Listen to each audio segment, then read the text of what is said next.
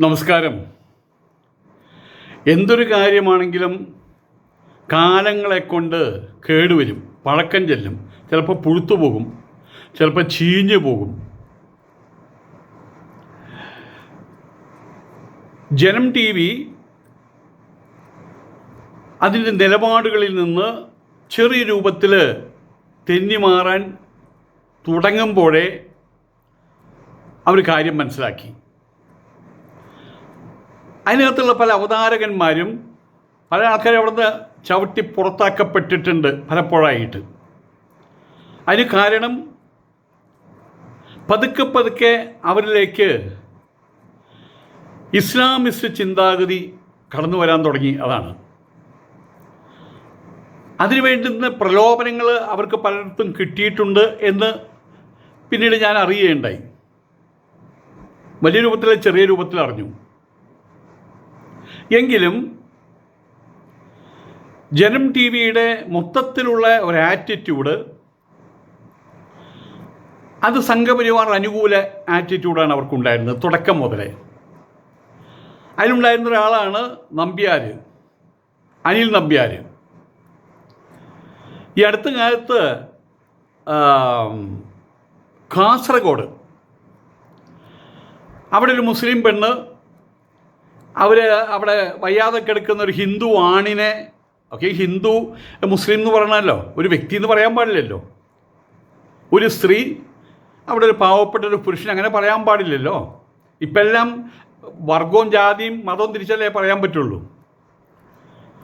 ആയതുകൊണ്ട് തന്നെ അവർ മറ്റുള്ളവരെ കൊഞ്ഞനം കാണിക്കാൻ വേണ്ടിയിട്ട് അവിടെ ഒരു ഹിന്ദുവായിട്ട് ഉള്ളൊരാൾ, അയാൾ സംഘപരിവാർ പ്രവർത്തകനായിരുന്നു അത്രേ. അയാൾ മരിച്ച സമയത്ത് അദ്ദേഹത്തെ കുളിപ്പിക്കാനും ശരീരത്തിൽ മുഴുവൻ ഭസ്മം പൂശാനും വേണ്ടുന്ന വായ്ക്കരിയിട്ട് കൊടുക്കാനും ശവമെടുത്ത് ചെതേര് വയ്ക്കാനും കത്തിക്കാനും 16 സദ്യ നടത്തിയൊന്നും അറിയില്ല. എന്നിട്ടത് എല്ലാം അവിടുത്തെ പ്രസരിപ്പിച്ചു. ഇതേ കണ്ട, ഇവിടെ ഹിന്ദുക്കൾക്കാരുമില്ല, ഇതെവിടെ ഹിന്ദുക്കൾക്കാരുമില്ല. അത് അവരുടെ തന്ത്രം എത്രത്തോളം വിജയിച്ചു എന്നറിയില്ല. ഏതായാലും അത് സംബന്ധമായിട്ട് അനിൽ നമ്പ്യാരുടെ ഭാഗത്ത് നിന്ന് അതിനനുകൂലമായിട്ട് ചില ചില ചില ചില വാക്കുകൾ, പ്രവർത്തികൾ ഒക്കെ ഉണ്ടായത്രേ. ഉള്ളിലുള്ള ഇസ്ലാമിക ചിന്ത ഈ ഉത്തര മലബാറിലുള്ള ആളുകൾക്ക് പല കുടിക്കലുകൾ, വാങ്ങലുകൾ, തൊടൽ, പിടിക്കൽ ഇതൊക്കെ ഉണ്ടാകുമല്ലോ. അപ്പം അതിൻ്റെ പേരിൽ ചിലപ്പോൾ അറിയാതെ ഒരു പകർച്ചവ്യാധി പോലെ ഒരു ഇസ്ലാം അനുകൂല ചിന്ത വരും. അത് താങ്ങാൻ സംഘപരിവാർ നിലപാടുകൾക്ക് വേണ്ടി നിലകൊള്ളുന്ന ജനം ടി വിക്ക് കഴിയില്ല. ഏതായാലും അന്ന് തുടങ്ങിയ അഭിപ്രായ വ്യത്യാസം അത് പുറത്തേക്ക് വന്നു മാത്രം. ഉള്ളിൽ ജനം ടി വി എന്ത് ആവശ്യപ്പെടുന്നുവോ അതിന് ഘടകവിരുദ്ധമായിട്ടുള്ള ചില ചിന്താ പദ്ധതികളിൽ ഉള്ളിൽ സൂക്ഷിച്ചതുകൊണ്ട് ഇതൊരു ഒറ്റപ്പെട്ട സംഭവം അല്ലാതായിട്ട് മാറി, ഒരു നാക്കുപിഴ അല്ലാതായിട്ട് മാറി, ഒരു ബുദ്ധിപ്പിഴ അല്ലാതായിട്ട് മാറി. മറിച്ച് അദ്ദേഹത്തിനുള്ളിൽ നിറഞ്ഞു നിൽക്കുന്നത് ഒരു ഇസ്ലാമിക് ആറ്റിറ്റ്യൂഡാണെന്ന് മനസ്സിലാക്കി. അഭിപ്രായ വ്യത്യാസം രൂക്ഷമായി. അനിൽ നമ്പ്യാരെ ജനം ടി വി ചവിട്ടിപ്പുറത്താക്കി. മലയാള ദൃശ്യമാധ്യമ രംഗത്ത് ഇന്ന് കണ്ടുവരുന്ന സർവ്വ ചാനലുകളും ഏതെങ്കിലും രാഷ്ട്രീയ പാർട്ടികളുടെ, ഇപ്പോൾ കൈരളി എല്ലാവർക്കും അറിയാം CPM-ൻ്റെയാണ്, ബാക്കിയെല്ലാം കോൺഗ്രസ്സുകാരുടെയാണ്. മനോരമ, മാതൃഭൂമി അതൊക്കെ. മീഡിയ വൺ മുസ്ലിം ജമായത്ത് ഇസ്ലാമിക്കാരുടെ, മുസ്ലിങ്ങളുടെ. ഹിന്ദുക്കൾക്ക് അങ്ങനെ ഒരു ചാനലൊന്നും ഉണ്ടായിരുന്നില്ല. അപ്പം അതൊരു ശൂന്യസ്ഥലമായിട്ട് കണ്ട് എന്നാൽ നമുക്കും ആ ഒരു ചാനലെന്ന് വെച്ച് തുടങ്ങിയതാണത്. അത് ഇതുവരെ നിലനിന്ന് പോന്നിട്ടുണ്ട്. ഇതുപോലെ മാതാമൃതാനന്ദമയുടെ ചാനലാണ് മാമൃത ചാനൽ. അത് തുടങ്ങി വെച്ച സമയത്ത് എല്ലാവരും വാസ്തവത്തിൽ വലിയ പ്രതീക്ഷകളുണ്ടായിരുന്നു. എല്ലാവർക്കും വലിയ പ്രതീക്ഷകളുണ്ടായിരുന്നു. പ്രത്യേകിച്ച് ഇവിടുത്തെ ഹൈന്ദവർക്ക് അവരുടെ കാര്യങ്ങൾ ഉറക്കെ പറയാൻ ഒരു ചാനലായി എന്നവർ സന്തോഷിച്ചു. പക്ഷേ ആദ്യ കാലഘട്ടങ്ങളിൽ ഒരു 10-15 വർഷങ്ങൾക്ക് മുമ്പ് എവിടേക്ക് ക്രിസ്ത്യൻ കോളേജുകളുണ്ടോ, ക്രിസ്ത്യൻ സ്കൂളുകളുണ്ടോ, ക്രിസ്ത്യൻ അനാഥാലയങ്ങളുണ്ടോ, ക്രിസ്ത്യൻ വൃദ്ധസ്ഥാനങ്ങളുണ്ടോ, അവിടെ പോയിട്ട് മതേതരത്വം അങ്ങോട്ട് പൂത്തുലയാണ് ചെയ്തത്. അവിടെ അതിൻ്റെ പണി തീർന്നു. അങ്ങനെ ഒരു ചാനലുണ്ട്, ഉണ്ടോ ഇല്ലേ അതുപോലെ ആർക്കും അറിയാണ്ടായി. അമേരിക്കൻ പ്രസിഡന്റ് ഡൊണാൾഡ് ട്രംപ് ഇപ്പം മരിച്ചു എന്നിരിക്കട്ടെ, എല്ലായിടത്തും വലിയ വാർത്തകൾ വരും. ഇവിടെ അപ്പോഴും ഈ ഏതൊരു കുട്ടിയെ കൊണ്ട് പാടിപ്പിക്കുക, തെറ്റുകുറ്റങ്ങൾ പറയാൻ വേണ്ടിയിട്ട് അതിനകത്ത് 4-5 ആൾക്കാർ ഇരിക്കുക, അതിങ്ങനെ പാടൂ അങ്ങനെ പാടൂ, അത് മാത്രമേ ഉള്ളൂ. കുറേ കളിയും തമാശയും മാത്രമായിട്ട് പോവുകയാണ് അമൃത ചാനലിൽ. പിന്നെ കുറേ അമ്പലങ്ങൾ കാണിക്കും. അത് ആർക്കും കാണാൻ താല്പര്യമില്ലാത്ത കാര്യങ്ങളാണ്. അപ്പോൾ അത് പോട്ടെ. അപ്പോൾ ആ ഒരു ശൂന്യ സ്ഥലം, ഹൈന്ദവർക്ക് വേണ്ടി സംസാരിക്കുന്ന ഒരു ചാനലില്ലായക, അതാണ് ഞാൻ ശൂന്യസ്ഥലം എന്ന് ഉദ്ദേശിച്ചത്. ആ ശൂന്യസ്ഥലം അവിടെ ഒരു പട്ടു വിരിച്ചിരിക്കാൻ തയ്യാറായത് ജനം ടി വിയാണ്. ആ ജനം ടി വിയുടെ അവതാരകൻ, അതിൻ്റെ മുഖ്യ ആസൂത്രകനായിട്ടുള്ള അനിൽ നമ്പ്യാർ തുടക്കം മുതൽ അതിനകത്തുണ്ടായിരുന്നു. ചാനൽ ആരംഭിച്ച കാലം മുതൽക്കേ അതിൻ്റെ പ്രധാന ഒരു മുഖമായിരുന്നു ഈ അനിൽ നമ്പ്യാർ. അവതാരകൻ എന്നുള്ള നിലയ്ക്ക് വളരെ മോശം, അതായത് അങ്ങനെ ഉദ്ദേശിച്ച ചോദ്യങ്ങൾ കുട്ടികളൊക്കെ ചോദിക്കുന്ന പോലെയുള്ള ചോദ്യങ്ങളാണ് ചോദിക്കുക. തനതായിട്ടുള്ള വ്യക്തിത്വം, തനതായിട്ടുള്ള ബുദ്ധിയില്ലാത്ത, എന്ന് തന്നെ പറയാം, ബുദ്ധിയില്ലാത്തൊരു സാധനം കുറ്റം പറഞ്ഞിട്ട് കാര്യമില്ലല്ലോ. ആയതുകൊണ്ട് തന്നെ ഏറ്റവും മോശം അവതാരകനായിരുന്നു ഈ മനുഷ്യൻ, ഈ അനിൽ നമ്പ്യാർ. കാസർഗോട്ടെ ഒരു സംഭവമായിട്ട് ആരും അത് പറയില്ല. എന്താ സംഭവം പറയാൻ പാടില്ലല്ലോ. ജിഹാദി കേരളത്തിൽ അത്തരം കാര്യങ്ങൾ വിളിച്ചു പറയാൻ പാടില്ലല്ലോ. സൗദി അറേബ്യയിൽ പോയിട്ട് നിങ്ങൾക്ക് വിളിച്ചു പറയാം പല കാര്യങ്ങളും, UAE പോയിട്ട് നിങ്ങൾക്ക് വിളിച്ചു പറയാം പല കാര്യങ്ങളും. പക്ഷേ കേരളത്തിലിപ്പോൾ നമ്മൾ എന്തെങ്കിലും മുസ്ലിം എന്നൊരു വാക്ക് ഉച്ചരിക്കണമെങ്കിൽ 10 വട്ടം ചിന്തിക്കണം. ആ അവസ്ഥയിലേക്ക് എത്തിയിട്ടുണ്ട് കാര്യങ്ങൾ. എന്തോ ഭാഗത്ത് ഞാനവിടെ ചാടി പുറപ്പെട്ട് തമിഴ്നാട്ടിലാണ്. എന്നിട്ടും തമിഴ്നാട്ടിൽ നിന്ന് തന്നെ പിടിച്ചു കൊണ്ടുപോയില്ല. എനിക്കവിടെ പോകേണ്ട വന്നു. ഇനിയിപ്പോൾ എപ്പോഴാണ് പോകേണ്ടി വരുമെന്നറിയില്ല. എൻ്റെ സർവ്വസാധനങ്ങളും അവിടെ നിന്ന് ഊരിയെടുത്ത് കൊണ്ടുപോയി. എല്ലാം ആരാ പറയില്ലേ, എല്ലാം നിനക്ക് വേണ്ടി പറഞ്ഞ എല്ലാം കുഞ്ഞാലിക്കുട്ടിക്ക് വേണ്ടിയിട്ട്. അവർ കോടികൾ വെച്ച് രസിക്കുകയാണ്. ഹിന്ദുക്കളിൽ ഉയരമുള്ള ഒരാളെ കണ്ടാൽ, ശബ്ദമുള്ള ഒരാളെ കണ്ടാൽ, നിറമുള്ള ഒരാളെ കണ്ടാൽ അയാളെ അപ്പം തന്നെ എന്താക്കി മാറ്റണം? അയാളെ കാഫറായിട്ട് ചിത്രീകരിക്കണം, അയാളെ ഇല്ലാതാക്കണം. അപ്പോൾ ഏകദേശം ഇല്ലാതായിട്ടുള്ള രൂപത്തിലാണ് ഞാനിപ്പോൾ ഇരിക്കുന്നത്. ഏതായാലും എൻ്റെ ഈ സങ്കടം മനസ്സിലാക്കി അതിൻ്റെ ആഴ്ചകൾക്കുള്ളിൽ വേറൊരാൾക്ക് ഒരു ലാപ്ടോപ്പ് വാങ്ങിച്ചു തന്നു, 84,000 രൂപ. എനിക്ക് അതിനുള്ള ശേഷിയില്ല.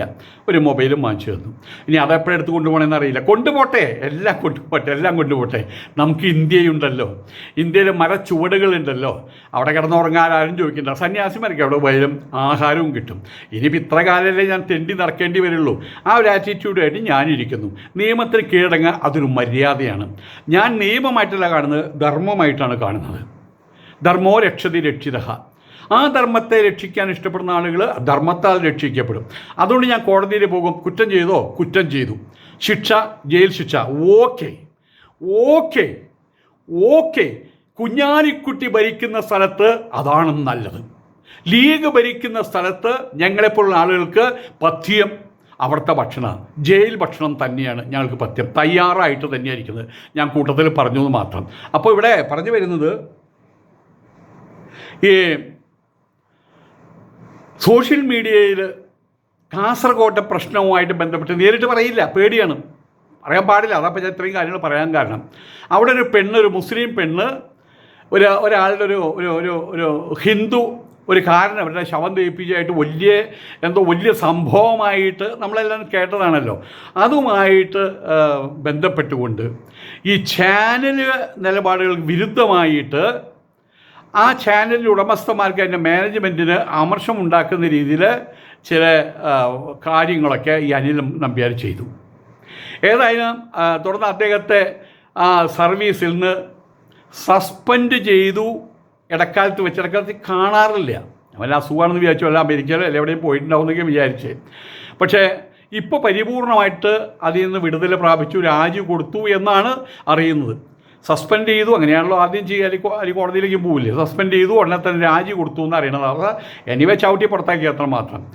വിഷയം ചർച്ച ചെയ്ത് പരിഹരിക്കാൻ വേണ്ടി പല ശ്രമങ്ങളും നടന്നു. പക്ഷേ ഇനിയിപ്പോൾ വീണ്ടും അവിടെ ചെന്ന് കഴിഞ്ഞാൽ കയ്യും കാലും പൂട്ടിയിട്ടൊരവസ്ഥയായിരിക്കും ഉണ്ടാകുക. പരിപൂർണമായിട്ട് അവർക്ക് വേണ്ടി ശബ്ദിക്കുന്ന ഒരു പട്ടിയായിട്ട്, ചെല്ലപ്പട്ടിയായിട്ട് മാറുന്ന ഞങ്ങൾക്കറിയാം. അതുകൊണ്ട് അയാൾ പിൻവാങ്ങി. പിന്നെ ആരാണ് അദ്ദേഹത്തെ പിടിച്ചു വലിച്ച് ധൈര്യം നീ ഇങ്ങോട്ട് പോരെ എന്ന് പറഞ്ഞ് ആരൊക്കെയോ പറഞ്ഞിട്ടുണ്ടാകും. ഇപ്പോൾ ഒരു ചാനൽ ആരംഭിക്കാൻ വലിയ അത്ഭുതമൊന്നും അല്ലല്ലോ. അപ്പോൾ ആയതുകൊണ്ട് തന്നെ എന്തോ സംതിങ്, ആരോ സംബടി അയാളുടെ പുറകിലുണ്ട്. ഏതായാലും രാജിവെച്ച് പുറത്തേക്ക് ഇറങ്ങി. TV ചാനലിൻ്റെ ജനം TV ചാനലിൻ്റെ ചെയർമാനായിട്ടിരിക്കുന്ന ചെങ്കൽ രാജശേഖരൻ എന്നായിരുന്ന ഒരാളാണ്. അങ്ങനെ നേരിട്ട് നീക്കം നടത്തിയെങ്കിലും അത് വിജയിച്ചില്ല. താൻ രാജിവെച്ച് താൻ ഇവിടുന്ന് പോവുകയാണെന്നുള്ള തീരുമാനത്തിൽ അയാൾ അവിടെ ഉറച്ചു നിന്നു. അപ്പോൾ അതിൻ്റെ പുറകെ എന്തോ കാര്യമുണ്ട്. സൂര്യ TV-യിലാണെങ്കിൽ ആദ്യം പ്രവർത്തിച്ചിരുന്നത്. ആ സൂര്യ TV-യിൽ പ്രവർത്തിക്കുന്ന കാലഘട്ടത്തിലാണ് വലിയ വാർത്താ പ്രാധാന്യം നേടിയൊരു വ്യാജരേഖ കേസുമായിട്ട് ബന്ധപ്പെട്ട് ഇദ്ദേഹം കുറേ നിയമ പോരാട്ടങ്ങളും കാര്യങ്ങളൊക്കെ നേരിട്ടിരുന്നു. പക്ഷേ വർഷങ്ങൾ ആ വിചാരണ നീണ്ടു നിന്നു. കോടതി അദ്ദേഹത്തെ പൂർണ്ണമായിട്ട് കുറ്റവിമുക്തനാക്കുകയും ചെയ്തു. പിന്നീടാണ് ജനം TV-യിൽ വീണ്ടും സജീവമായിട്ട് നിൽക്കുമ്പോഴാണ് ഒരു നയതന്ത്ര സ്വർണ്ണക്കടത്ത് പ്രശ്നങ്ങൾ കേസ്, അതിലൊക്കെ എന്തൊക്കെയോ ലുക്കിലൊടുക്കുകൾ. നമ്മളുടെ മറ്റൊരു പെൺകുട്ടിയുണ്ടല്ലോ, അവരുടെ പേര് മറന്നുപോയി, സരിതയല്ല, വേറെ അവരുണ്ടല്ലോ, ആ കണ്ണിന് കുറച്ചൊരു കേടുള്ള അവരുടെ പേര് എനിക്ക് ഓർക്കില്ല. അപ്പം ആ കേസിലേക്ക് എങ്ങനെയൊക്കെയോ അതിൽ പ്രതിയോ വാദിക്കുക അസ്വപ്ന സുരേഷ്, അവരായിട്ടുള്ള ഫോൺ വിളികൾ ബന്ധങ്ങളൊക്കെ പുറത്തു വന്നു കൂടിയിട്ട് അദ്ദേഹം ചാനലിൽ നിന്ന് കുറച്ചു നേരം മാറി നിൽക്കേണ്ട ഗതികേടുണ്ടായി. ദീർഘകാല അവധിയിൽ പ്രവേശിച്ച ഗതികേടുണ്ടായി. ഏതായാലും ഇങ്ങനെയുള്ള പല പ്രതിസന്ധികൾക്ക് ശേഷം, അതൊക്കെ TV ചാനലുകൾക്ക് പതിവാണല്ലോ, ആ പ്രതിസന്ധികൾക്ക് ശേഷം തിരിച്ചെത്തിയ അനിൽ നമ്പ്യാർ ജനം TV-യുടെ ഒരു സുപ്രീം അധികാരിയുടെ പോലെയായി മാറി. അതിൽ പ്രധാനപ്പെട്ട സമയത്ത് നടക്കുന്ന ചർച്ചകളുടെ അതിൻ്റെ ബാക്ക് ബോണായിട്ട് മാറി. വലതുപക്ഷ രാഷ്ട്രീയത്തിൻ്റെയും RSS നിലപാടുകളുടെയും അതിനുവേണ്ടി പ്രതിരോധം തീർത്ത് ഒരു ചാനൽ മാത്രമല്ലേ ഉള്ളൂ, RSSൻ്റെ ഇതായിട്ട് പറയാൻ ഒരു ചാനൽ മാത്രമല്ലേ ഉള്ളൂ. അതിന് അദ്ദേഹം പറ്റാവുന്നിടത്തോളം അദ്ദേഹത്തിൻ്റെ കഴിവിന് ഒപ്പം നിൽക്കുന്ന ആൾക്കാരെ ആരും വിളിക്കാതെ കുറേ കൊഞ്ഞാണന്മാരെ വിളിച്ച് അവർ മുമ്പിൽ മേലാണൻ ചമഞ്ഞ് ഇതൊക്കെ നമ്മൾ കണ്ടുവരുന്ന കനം കുറഞ്ഞൊരു അവതാരകനാണ് അദ്ദേഹം. ഏതായാലും കാസർഗോഡ് പോസ്റ്റുമായിട്ട് ബന്ധപ്പെട്ട് സമീപകാല സംഭവങ്ങൾ മാനേജ്മെൻറ്റുമായിട്ടുള്ള ബന്ധം പൂർണ്ണമായിട്ടും വഷളാക്കി. ഇപ്പോൾ ഇവിടെ സംഭവിച്ചിട്ടുള്ള മറ്റൊന്നുമില്ല, ജനം TV-യുടെ മേലോട്ടുള്ള വളർച്ചയെ അത് കീഴോട്ടുള്ള വളർച്ചയാക്കി മാറ്റുന്നു. അതിനുവേണ്ടി ഒരു കുട്ടിച്ചാക്കിലോ ഒരു വലിയ ചാക്കിലോ പൈസ ഇറക്കാൻ മലബാറിലെ മുസ്ലിങ്ങൾക്ക് യാതൊരു വിഷമവുമില്ല, അവർക്കത് കഴിയും. അപ്പോൾ ഇന്ന് ജനം TV-യെ നെടുക പിളർക്കുക ആ ഉദ്ദേശവുമായിട്ട് വന്നതിൻ്റെ പേരിലാണ് തുടക്കം അദ്ദേഹത്തിൻ്റെ ഉള്ളിലുണ്ടായിരുന്ന ഒരു ഇസ്ലാമിക പ്രേമം അതാണ് ഈ കാസർഗോഡ് സംഭവത്തിൽ അദ്ദേഹത്തിന് പെട്ടെന്ന് പുറത്തേക്ക് ചാടിയത്. അദ്ദേഹത്തെ സസ്പെൻഡ് ചെയ്തു അല്ലെങ്കിൽ ഡിസ്മിസ് ചെയ്തു എന്താണെങ്കിൽ പോലും അത് അദ്ദേഹത്തിനുള്ളിൽ നിൽക്കുന്നുണ്ട്. ഏതായാലും അങ്ങനൊരു പ്രേമം മണത്തറിഞ്ഞ ഏതോ ആളുകൾ ആരാണെന്ന് പറയേണ്ട ആവശ്യമൊന്നുമില്ലല്ലോ, അവരദ്ദേഹത്തെ വലവീശിയിരിക്കുകയാണ്. ഇനി ഇദ്ദേഹം ഒരു ചാനൽ തുടങ്ങും. ആ ചാനൽ പരിപൂർണമായിട്ടും ഒരു സംഘപരിവാർ വിരുദ്ധ ചാനലായിട്ട് മാറും, സംശയമില്ല. സംഘപരിവാറിൻ്റെ എതിരാളികൾ കമ്മ്യൂണിസ്റ്റുകാരോ മുസ്ലിം ലീഗുകാരോ അതിനേക്കാൾ കൂടുതൽ സംഘപരിവാറിനോട് പിണങ്ങിപ്പോകുന്നവരാണ് അവരുടെ ഏറ്റവും വലിയ ശത്രുക്കളായിട്ട് മാറുക. അപ്പോൾ ആ ഒരു അവസ്ഥയിലേക്ക് ഇങ്ങനെ മാറിയിട്ടുണ്ട്. അപ്പോൾ അങ്ങനെ ഒരാളെ പിടിച്ച് കഴുത്തിൽ കയറും കെട്ടിയിട്ട് നമ്മുടെ കൂട്ടത്തിൽ കെട്ടിയിട്ട് കഴിഞ്ഞാൽ അത് ഉപകാരപ്പെടുന്നു മനസ്സിലാക്കിയ ഒരു കൂട്ടം ആൾക്കാർ ഇദ്ദേഹത്തിൻ്റെ പുറകിലുണ്ട് എന്നുള്ളത് യാതൊരു സംശയമില്ലാത്ത ഒരു കാര്യമാണ്. കാസർഗോഡ് പോസ്റ്റുമായിട്ട് ബന്ധപ്പെട്ട് അവരുടെ working chairman Suresh Kumar, RSS നേതാവ് ജയകുമാർ എന്നിവരടങ്ങുന്ന സമിതിയുമായിട്ട് വലിയ രീതിയിൽ ചർച്ച നടത്തി. ഏതായാലും ഇയാളുടെ സ്വന്തം ഇഷ്ടപ്രകാരമാണ് ഇയാൾ പോകുന്നത്. ചവിട്ടി പുറത്താക്കിയെന്നൊരു കംപ്ലയിൻറ്റ് ഇവരുടെ പേരിൽ വരരുത്. അവസാനം രാജി കൊടുത്ത് പുറത്തിറങ്ങിയിട്ടുണ്ട്. അയാളുടെ പടിയിറക്കത്തെക്കുറിച്ചിട്ട് അനിൽ നമ്പ്യാർ ഇതുവരെ പരസ്യമായിട്ട് ഏതെങ്കിലും വേദിയിൽ അല്ലെങ്കിൽ സോഷ്യൽ മീഡിയയിൽ എവിടെയും അദ്ദേഹം ഇതുവരെ ഒന്നും പറഞ്ഞിട്ടില്ല. പക്ഷേ അദ്ദേഹത്തിൻ്റെ അടുത്ത സുഹൃത്തുക്കൾ, മാധ്യമ പ്രവർത്തകർ, ബന്ധുക്കളൊക്കെ ഈ രാജി വാർത്ത സ്ഥിരീകരിച്ചിട്ടുണ്ട്. ഇത്രയും ദിവസമായിട്ട് അതിനാരും അങ്ങനെയല്ലെന്നൊരു നിഷേധക്കുറിപ്പും ഇറക്കിയിട്ടില്ല. മാധ്യമരംഗത്ത് നിന്ന് പൂർണ്ണമായിട്ട് പിന്മാറാൻ അനിൽ നമ്പ്യാർക്ക് കഴിയാൻ ഇപ്പോൾ പോയിട്ട് ആൾക്കാർ പന്ത് കളിക്കാരനാവാൻ പറ്റുമോ, റൊണാൾഡോ ആവാൻ പറ്റുമോ, അല്ലെങ്കിൽ വേറെ ഇതിലൊരു വിശ്വാസമായിട്ടൊരു ഗായകനാക്കാൻ പറ്റുമോ? അയാൾക്കറിയില്ല, ഇത് മാത്രമല്ലേ അറിയുള്ളൂ. ആയതുകൊണ്ട് അയാൾക്ക് പിന്മാറാൻ പറ്റില്ല. വിരമിച്ച് പ്രമുഖനായിട്ട് റിട്ടയർഡ് IAS ഉദ്യോഗസ്ഥനുമായിട്ട് കൈകോർത്ത് ഒരു പുതിയൊരു ഡിജിറ്റൽ വാർത്താ പോർട്ടൽ ആരംഭിക്കുന്നു എന്നാണ് കേട്ടത്.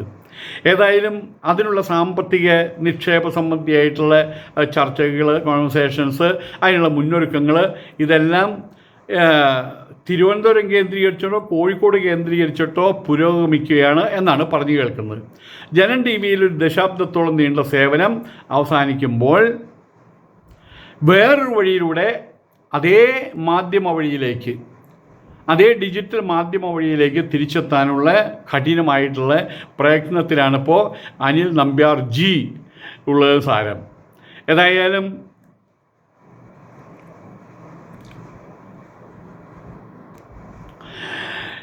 കാസർഗോഡ് ആ മുസ്ലിം പെണ്ണ് ചിതയ്ക്ക് തീ കൊളുത്തി എല്ലാ കർമ്മങ്ങളും അനുഷ്ഠിച്ച സമയത്ത് BJP RSS സംഘം അതിനെ വലിയ രൂപത്തിൽ ആ ആളുടെ എല്ലാ കാര്യങ്ങളും ഞങ്ങളാ ചെയ്തത്, ഇവരല്ല ചെയ്തത്, ഇവർ ഹിന്ദുക്കളെ അപമാനിക്കാൻ, RSSനെയും സംഘപരിവാറിനെ അപമാനിക്കാൻ വേണ്ടി ചെയ്താൽ പറഞ്ഞ് ലഹളി ഉണ്ടാക്കുന്ന സമയത്ത് ഇദ്ദേഹത്തിൻ്റെ ഫേസ്ബുക്ക് പോസ്റ്റ് കുറച്ച് വ്യത്യാസപ്പെട്ടതായിരുന്നു. ആ